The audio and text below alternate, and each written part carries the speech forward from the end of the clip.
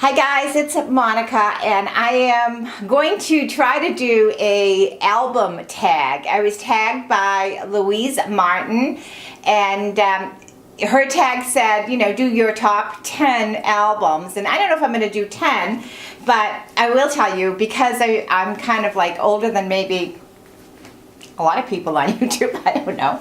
But the very first album I ever bought was actually a Neil Diamond, a little 45, and it was really cool because it was called Thank the Lord for the Nighttime. I don't know if any of you ever remember that album, or that 45 I should say. It was really absolutely awesome. And I think that came out in the mid-60s. And in the mid-70s, or early 70s, I should say, 1972, I think, the album I bought was Hot August Nights. Again, Neil Diamond. And I played this and played this and played this. I thought it was just going to fall apart on me. And one of the other things that, you know, I did in the 60s, some of the albums, some of the real old-timers, I don't know if anyone remembers Herman Hermits. Mrs. Brown, you've got a lovely daughter. I can't sing. And of course, Dave Clark 5, and one of my favorites early on, Paul Revere and the Raiders.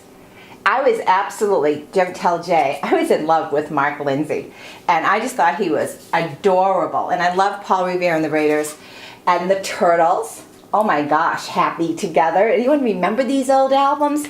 Jay and I went up in the attic and we kind of pulled them all down. Wait till you see his video, and I'll link his video to this. But Grand Funk Railroad, you want to talk about old timers. I've got a ton of Grand Funk Railroad albums. Love them. And if I have to pick in the early years, one of my absolute favorites, if I had to pick, it would be The Doors.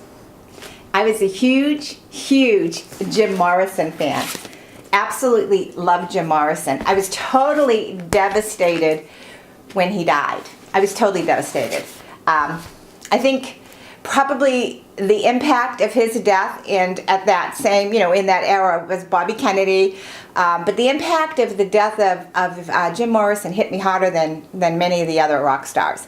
Even though I was a huge, you know, Janis Joplin fan, but Jim Morrison, I mean, take a look at this. 3 of the same album.